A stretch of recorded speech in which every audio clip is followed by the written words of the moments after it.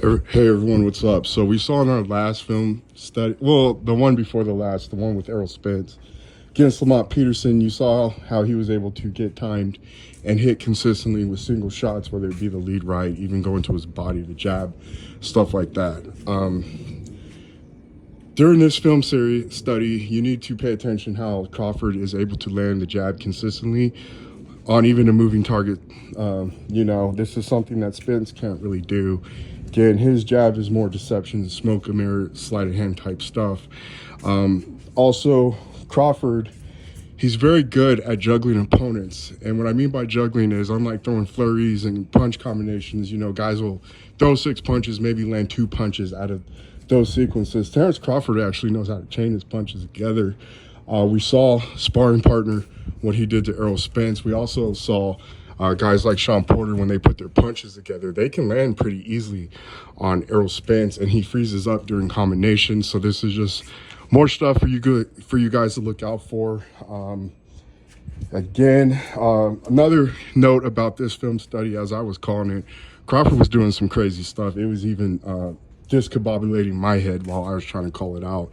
So in some sequences, I can't even call what's going out, because he'll be in southpaw position, then he'll sneakily switch into conventional and things like that.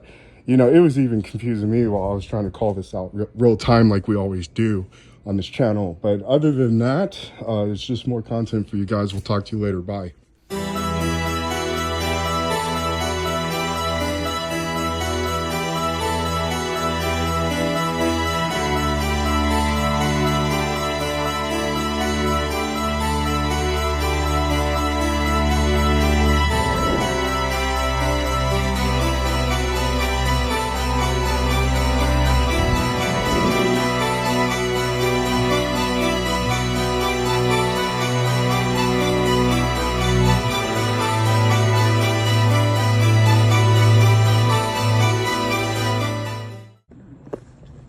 Hey everyone, so I was going to come out with an introduction that kind of outlines Terrence Crawford. I was going to use the Hank Lundy fight, but I decided not to do that.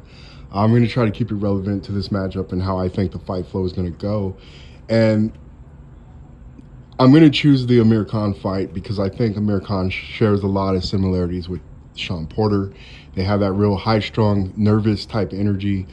They both get into that flight mode where they're avoiding confrontation at all costs, stalling out time, all kinds of stuff, doing some real panicky-ass stuff. And I think this fight is better going to simulate what I believe the Sean Porter fight is going to play out. Again, I don't think we're getting Rocky Balboa, Sean Porter in this fight, guys. Terrence Crawford don't have no silent agreement with no fighter. I'm sorry, man.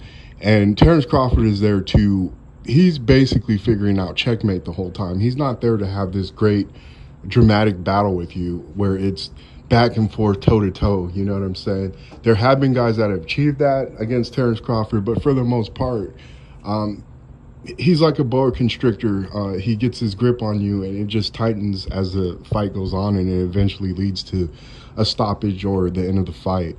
And sometimes it'll come out of nowhere, abruptly and suddenly, swiftly, out of nowhere, and he'll just end fights. We've seen him do that countless times in his career as well. And it comes to the shock of the viewer and to the person that's in the ring sharing it with him. I think this is a great fight to start our Terrence Crawford portion of this. And after this fight, I will go to the Igor Kavalauskas fight. I think Bomac and Bud kind of underestimated Igor Kavalauskas. They were expecting a guy to just come forward. And that's another thing. These welterweights, there's only been one that's tried to be aggressive, use their size, and bully Terrence Crawford. That was Jeff Horn. But after that, these bigger men, and they always claim that Crawford is small. These guys, they typically fight negative fights. They make Crawford the aggressor, the guy who walks them down. And this is a lightweight moving up to welterweight. And again, these guys started their careers at higher weights. And I just always find it funny when they do this. But let's go ahead and get into these rounds. All right, so we're in the first round. We're choosing this fight because Khan has a lot of similarities to Sean Porter. He has that real nervous, high tense energy that Porter's going to bring. he's a guy who will get into a panic mode and start throwing panic shots and really start doing what he can to kind of drag rounds out and avoid being knocked out, especially after he's been hit. Very, like I said, a lot of similarities between the two. Terrence Crawford showing you his lazy guard, how he likes to keep his hands out away from his chin. He mostly tries to just back away in a straight line with his hands held out to parry shots more so than just keeping the phone right next to his ear, you know what I'm saying? He really needs to watch some film on B-Hop, keep that chin tucked, and keep those hands right by your chin at all times, like a B-Hop. But Crawford, he is he's been winning, he's undefeated, and he's done so in dominant fashion. Very rarely, if he loses rounds, he loses 3 at most. He does get hit. It's not on the level that people make it out to be. This guy is a plus-minus CompuBox leader, and he's currently number 1 plus-minus at welterweight. Again, I think people kind of over-exaggerate how he gets hit, especially compared to guys such as Porter, such as Errol Spence, such as a Keith Thurman, such as a Danny Garcia. I mean, those guys take way more damage than Terrence Crawford does and has throughout his career. So, but as you can see here, both men are sizing each other up. Khan, he's pretty calm. He's pretty calm right now. There's nothing that's presented danger to him yet. You know what I'm saying? Also, before the fight, he really believes that he's fought in the better fighters, and that's going to mean something for him, as do a lot of people. There are a lot of people saying that Amir Khan was going to outbox it. Terrence Crawford typically likes to go against the grain. He feels if people claim that Khan can outbox him, he's going to outbox Khan. And if Sean Porter does want to bring this Rocky Balboa type fight, I'm sure Crawford will be his huckleberry and oblige that as well. But again, I see very similarly the fight playing out like this. You're not going to get an aggressive Sean Porter. You're going to get a back foot Sean Porter, because Sean Porter knows what he's up against. And as you can see, after Khan got hit, you can just see this nervous panic type energy that he's bringing to the table now. The flight mode, fight or flight, he's definitely in flight mode. He's hyper vigilant, just like how Sean Porter is in all kinds of his fights. And you can just see the frantic nature of Amir Khan, the panic state and everything else. You know what I'm saying? He's now in do or die desperation mode right now. He's in survivor mode to the fullest. It was a nice counter by Terrence Crawford. Terrence Crawford's an excellent counterpuncher, a guy who can find openings and land devastating punches on opponents. We know this, you know what I'm saying? As far as boxing acumen, I believe Khan, he was a bronze medalist, so I think he's a lot better than a Sean Porter. Again, Sean Porter boxes just to avoid conflict and confrontation, and, when he knows he is outgunned, and typically when guys time him and hit him with hard shots, that's when he does that back foot stuff. When he felt a person's power and he's not too alarmed by it, then you will get that toe-to-toe Rocky Balboa Sean Porter. But Khan, as you can see here, and as you're going to see here over the rounds as they progress, Khan will give up an entire round. And yeah, he does land some punches on Terrence Crawford. You know what I'm saying? He earns his little participation badges on Terrence Crawford by landing maybe these 2 or 3 shots that he attempts. But like I said, he gives up entire rounds. Really stalls timeout, stalls confrontation. Like you can see, he's just circling the ring and he's really not doing nothing. And we've seen Sean Porter do this in the past film studies that I've shown you against far lesser opponents. Terrence Crawford countering with a nice lead uppercut from the conventional stance. He's landing some nice jabs on Khan as well. Khan coming with left hook, right, and then one. So pretty good combination by him, but I don't think they landed. Crawford still countering with his own right hand. And as you can also see in this fight, Terrence Crawford's also good at cutting off the ring. He's not following Khan, and he's not really falling into any traps, although Khan does from time to time land a couple punches on Terrence Crawford. But again, as we just spoke about, he'll give up the entire round just to land 1 or 2 perfect shots. And that's his little participation badge, makes him feel that he's in the fight. But it is Terrence Crawford that does do all the damaging work, this most significant work in this fight, and this led Khan to quit. Now, I showed you in the Sean Porter film studies, he's went as far as giving up the last 2 rounds, which equated into a draw. Terrence Crawford's overhand right is still countering good, and now he successfully went to the body in the conventional stance as well against Amir Khan. I mean, Khan's landing some nice jabs to Terrence Crawford's body, but again, I think those are more so pattern shots. There's not much in them. This man punches while, when he doesn't have his feet underneath him, you know what I'm saying? And Porter does the same thing, which is why I chose this fight as well. It gives you very similar kind of mindsets of these fighters. That was a good left hook, straight right. When you see Crawford stick his tongue out, you know he got caught with a punch. But again, the most consistent work has been from Terrence Crawford. Lands a nice jab.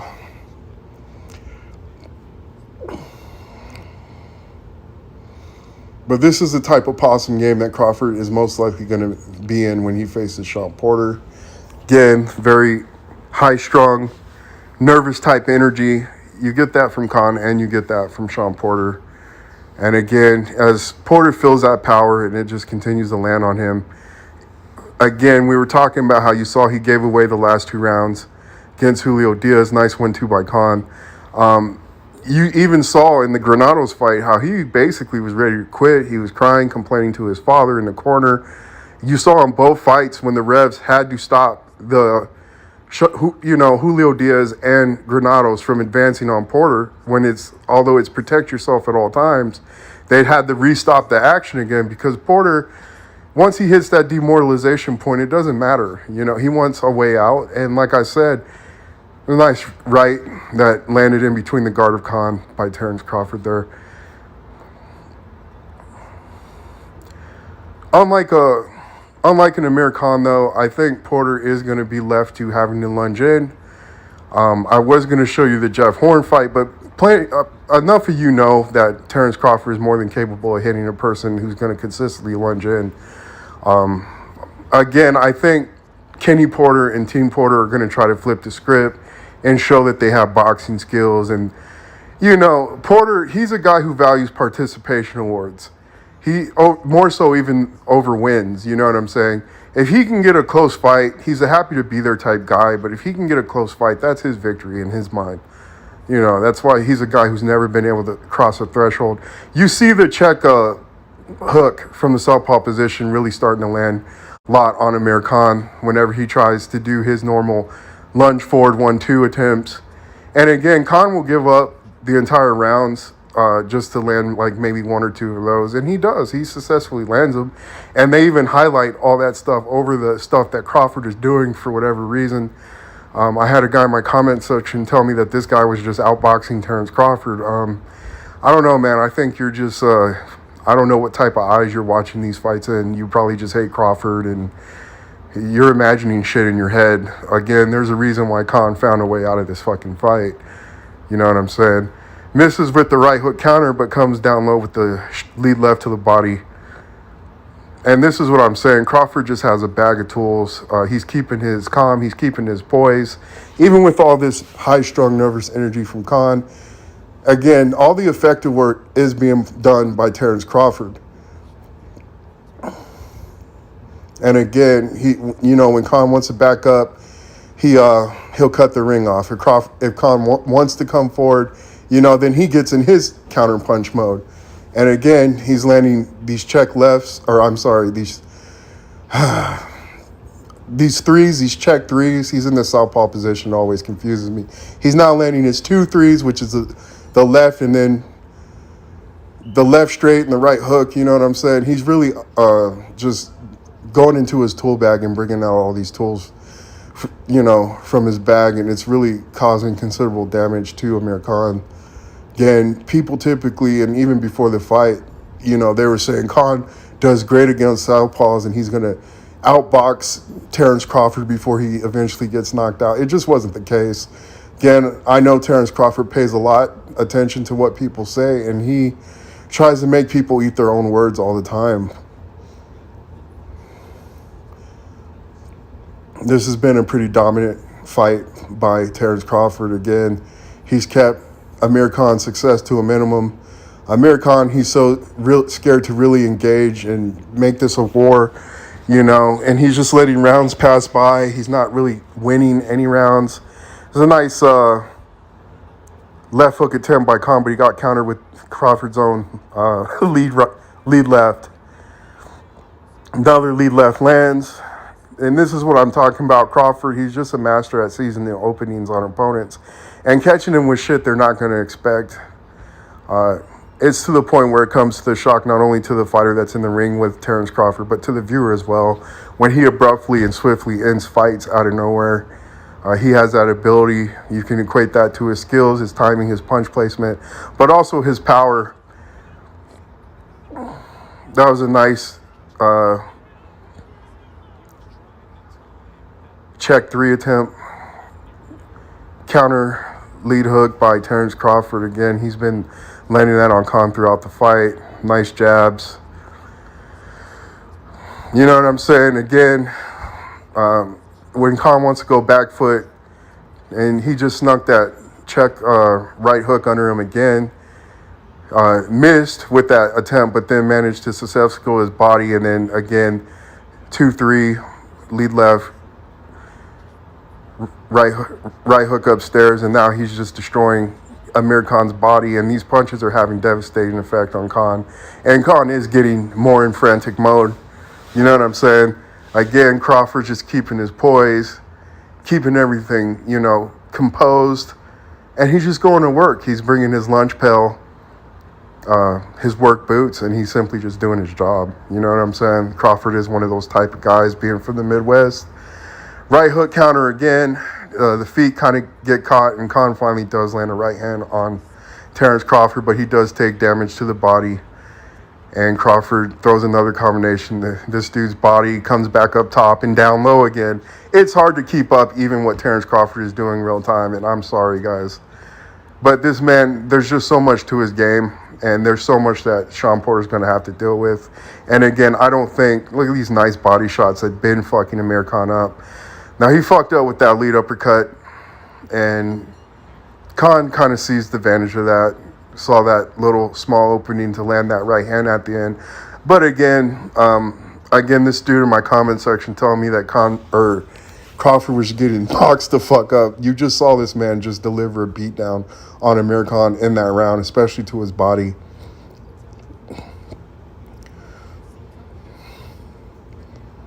And Khan, again, just this high-strung, nervous energy, this kind of panic punching that he does, you know what I'm saying?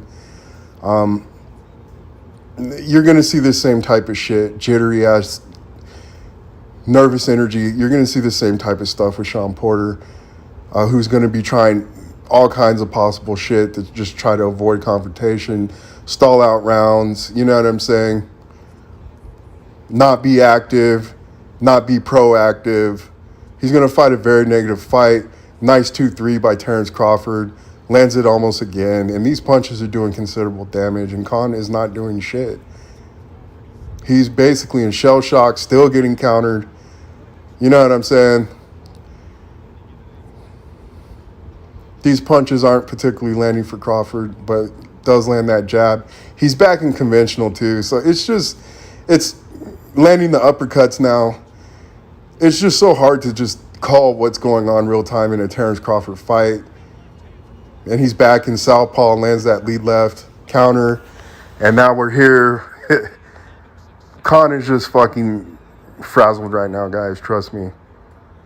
This man is in a world of just... you know what I'm saying? His emotions and his adrenaline are all up. He's in flight mode. He doesn't know what to fucking do. He's getting hit with all kinds of shit. 2-3s, lead left counters, Crawford switching back to conventional and stuff, landing counter punches. It's just too much for his mind to digest at the moment. And again, what has he really done this round? You know what I'm saying? Jack shit. He's just literally been taking a beating. lead left uppercut. Now he's landing some nice solid jabs on Amir Khan. Again, Sean Porter is going to be in a world of hurt. Again, the only punch I'm worried about Sean Porter landing is going to be his like crazy ass, look at this, lead right uppercut. You know what I'm saying? Crawford's basically showing out right now. Nice body. He does get jabbed up top, but I mean, he went to the body with a lead left, trying to catch Khan lunging in. And again, this wild panic shit that Khan's doing when he doesn't even have his feet set. And there was a nice jab by Khan there, but you got caught with the fucking... That was actually a 3-2 that time. And again, we're back to the jab, just doing our consistent work with our lunge pill and our fucking work boots. Good right hand by Khan, but I mean, it's been, you know, too little and too far in between, you know what I'm saying? Khan has had some success. I don't know the punch stats of this fight, but honestly, it can't be that much. This guy's landing at a rate of like maybe, let's be nice and say 10 a round, which I doubt. It's probably more so around 5 punches a round.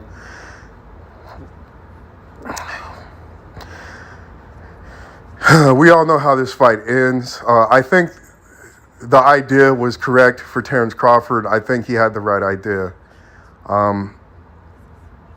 As you can see, he's still effectively countering Khan, and Khan is just in a frazzled state right now. He's trying all this weird panic type punching. I think it was definitely the right idea. He just mistimed it and didn't put it in a legal area where you could land the punch. But if that punch would have landed to the body, it would have had a devastating effect on Amir Khan. Amir Khan tries to act like he was coming back in this fight. I totally disagree, guys. You can call me biased on the way I called this fight. But you look at Khan's face, even in the post-fight interview, it looks like he's been in a fight with a honey badger. He was getting beat up to the head and to his body. And again, I think Crawford had the right idea. It's just that I don't know. It looks like his head was being held down, and that's probably why he did hit low, to be honest with you. See, as you can see, Amir Khan has his arm wrapped around Terence Crawford's head. That typically tends to happen when you pull a man's head down.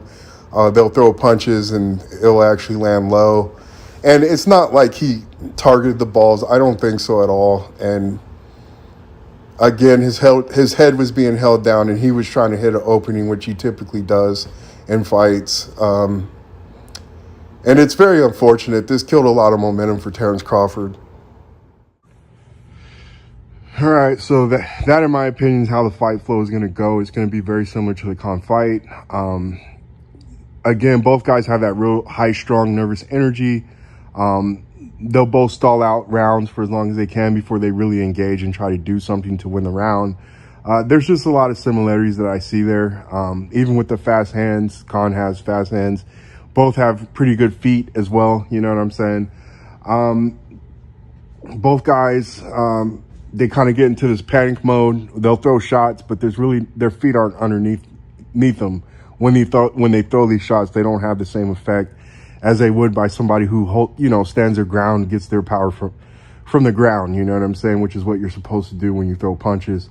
Again, both guys will kind of leap with punches and not even having their feet set. I think Porter is going to cause Terence Crawford to get a little bit of frustrating with his lack of confrontation within the fight. Crawford's going to want it, dude. Maybe Sean Porter can use that to his advantage. He hasn't really been able to against guys that got him into that back flip mode. It doesn't lead to any knockouts or nothing. I can't even remember the last time Porter's gotten a knockdown.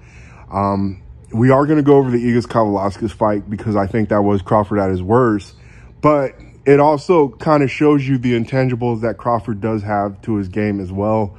Intangibles such as being an ultimate competitor. And I think he just went full psychotic in that fight versus Igor Kavaliauskas. And again, you can maybe use that to your advantage. But again, it's like a double-edged sword. Sure, you hurt, Dr. Jekyll, but now you got to deal with fucking Mr. Hyde, you know what I'm saying? And I think it's going to be very interesting to go over that fight. Plus, we can address him getting hit and all that shit. See how it really does affect him. Again, I don't think Sean Porter has a power like a guy like Igis Kavalauskas. Igis, again, this is a very big welterweight. And I think the trend is not going to end with guys fighting negative fights against Terrence Crawford. Again, the only guy who's tried to really use his size and bully Terrence Crawford has been Jeff Horn. Everybody else, they've been fighting these very negative fights where they're the matador and they make Crawford the aggressor and they try to set him up in traps. And I find it quite funny how Crawford is the type of guy. He's the guy that wants to not bait the trap, but set the trap off and basically jump into the lion's mouth. I think if Michael Myers or someone like that were to have Crawford trapped in a room, he would simply just walk to the door and fucking lock the door and be like, well, let's go then. Because Crawford is just a psychotic motherfucker, and I think the Igis Kavalauskas fight definitely showcases that, because everybody was confused. Andre Ward, Timothy Bradley, the whole broadcast. I was the same way when I was sitting at home watching that shit. I'm just like, Crawford is a crazy motherfucker. So I think that's going to be a very fun fight to go over, you know, for our next film study. It's going to address if he does get hit and hurt by Sean Porter and what are the possible outcomes. I think it's kind of going to be kind of how Nassim, when he explained Floyd Mayweather, and he said this shit before the fight when Shane Mosley and Floyd Mayweather fought. He's like, you know, when you hit him, he's going to fucking, you know, grow a tail and horns and, you know, start spitting fireballs. And I think Crawford had a very similar moment to that as Floyd Mayweather did. Floyd Mayweather, of course, avoided hitting the ground. But in other fights, you know, his glove has touched the canvas and things as well. He's actually gone down when he broke his hand to a knee. So, I mean, again, these points about Crawford, I guess, being the most beat-up fighter in boxing today, I find them kind of laughable. Again, by people's accounts, this man just takes the worst beatings, I guess, out of everybody. You know, although we've already addressed that he's a CONCACAF leader. At welterweight, he's actually number 1. But, again, we're going to go into that shit, and I think it's going to be very fun. I'm trying to think what else. Yeah, hopefully, I hope this fight goes through. It's going to be fun. These LDBC cult members and a lot of these Bud haters, it's going to really flip the script, and it's going to cause a big rift in boxing. You know what I'm saying? A huge conflict. Whatever it is, Terrence Crawford is a nobody. Supposedly, he has no following. He's fought nobody. I don't know what it is, but this man breaks the internet. And he's such a polarizing figure in the sport of boxing, and I think it's more so due to the fact that people, you know, they do know what he is, and they do know these fighters and everybody else, these professionals. They know exactly what this man is. A lot of them appreciate him, all-time greats, Juan Manuel Marquez. You know, other fighters, Freddie Roach respects him. You'll hear Oscar, you know, big up Terrence Crawford. He has the fighters and people who are associated with boxing's respect. As far as fans, it's a popularity contest, and I get it.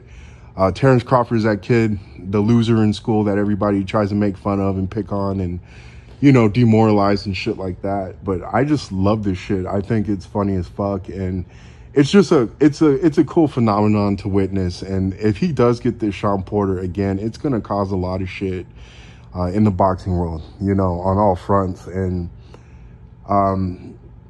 it's probably going to lead to some really great things, and he's finally going to get his momentum back that he got, you know, after he won his belt against Jeff Horn. And, you know, what can we say? The tables will probably finally turn. They'll have to start giving these dudes up to Terrence Crawford, because we all know what time it is, guys. You don't have to front. You don't have to come on my channel and come with some bullshit. A lot of people are starting to change their stance right now on the Sean Porter. Very similar situation to Brooke. You know, Terrence Crawford was supposedly ducking Brooke at one point, and these same people that create these type of narratives, they were actually predicting Brooke to actually knock Terrence Crawford out. Those receipts are on the internet. I'm sorry. We know who you are. You guys know who you are. And I'm just seeing a lot of these people, they're really changing their stance on this Terrence Crawford, this Sean Porter. Now that it's becoming a reality, you know, these motherfuckers know they ain't going to bet their money on Sean Porter. These motherfuckers know that they're hoping, but again, they don't really support Sean Porter. They're not real fans of Sean Porter. They're really Errol Spence fans, and they're just trying to use Sean Porter as a guard dog for the most part. But That's all I gotta say for now. We'll come out with the next video. It's definitely gonna be Ius Kavalauskas, and we're just gonna see the psychotic nature, the crazy competitive nature of Terrence Crawford in our next film study. We'll talk to you guys later. Bye.